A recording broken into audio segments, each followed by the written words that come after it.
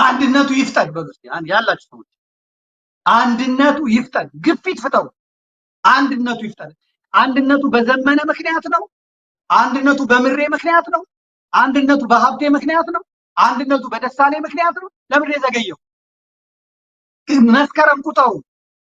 ጎንደሮች ሀብቴ እስኪመጣ ነው ምናምን እንደዚህ እስክንነጋገር ነው ብለው አዘገዩ።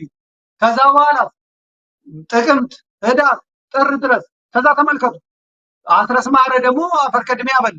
ከዛ ሲሆን መጋቢት መጣ፣ ሚያዝያ መጣ፣ ግንቦት መጣ፣ ሰኔ፣ ሐምሌ እያለ ሊቀጥል። የህዝቡ መከራ መቼ ነው የሚያበቃ? ምንድነው ችግሩ? ንገሩ። ምን ችግሩ? ማን ነው የችግሩ አስፋል? ማን ነው? ይሄን ለምን አውጣችሁ አትናገሩ? እናቴ እየሞተች፣ አባቴ እየሞተ፣ አክስት አጎቴ እየሞተ፣ ወንድም እህት እየሞተ እንዴት ሰው አይሰማውም?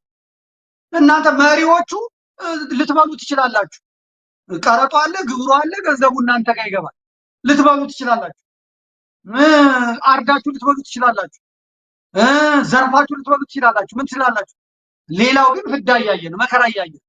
ለእናንተ ተስማምታችኋል። ጦርነቱ ቢያልቅ የሚሰማችሁ ሰዎች ልትኖሩ ትችላላችሁ። ንግድ የጀመራችኋላችሁ፣ ኮንትሮባንድ የጀመራችኋላችሁ። ኮንትሮባንድ ሰው ማገት ቢዝነስ ያደረጋችሁ ሰዎች አላችሁ። ሰው ማገትን እንደ ቢዝነስ የቆጠራችሁ ሰዎች አላችሁ። የመሳሪያ ኮንትሮባንድ፣ የሰሊጥ ኮንትሮባንድ፣ ምን የማይሰራ ኮንትሮባንድ አለ? አንድነቱን አፍጥኑ፣ አንድነቱን አፍጥኑ። በኋላ ባደረ ቁጥር አማራ ላይ መከራው እየበዛ ነው የሚለው። የኢኮኖሚ በሉት የፖለቲካ በሉት ኪሳራው ቀላል አይደለም። ይሄ በእናንተ ስግብግብነት የመጣ ነው። በእናንተ ራስን መውደድ የመጣ ነው።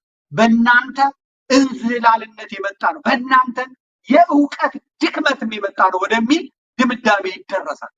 ዛሬ ነገ ሳትሉ ወደ አንድነት፣ አሁንም አንድነቱ በዘገየ ቁጥር ተጠያቂዎቹ የአማራ ፋኖ አደረጃጀቶች ናቸው። የእነ እስክንድር እርሱት ባንዳ ነው፣ የባንዳ ስብስብ ነው። የሚፈጥረውም የሚያመጣውም ነገር የለም፣ ለይቶለታል፣ የታወቀ ነው። የእነ እስክንድር እርሱት። እግዚአብሔር ራሱ አደባባይ እያወጣው ነው። እግዚአብሔር ራሱ ዋጋ እየሰጠ ነው። አሰላለፉንም እያስተካከለ ከመንግስት ጋር ቆሞ ከመከላከያ ጋር ቆሞ ሸዋ ላይ እየተዋጋ ነው።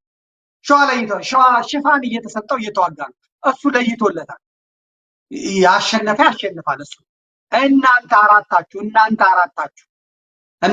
አራታችሁ ምንም አንድ ቀን የሚያስውል የሚያስዋድራል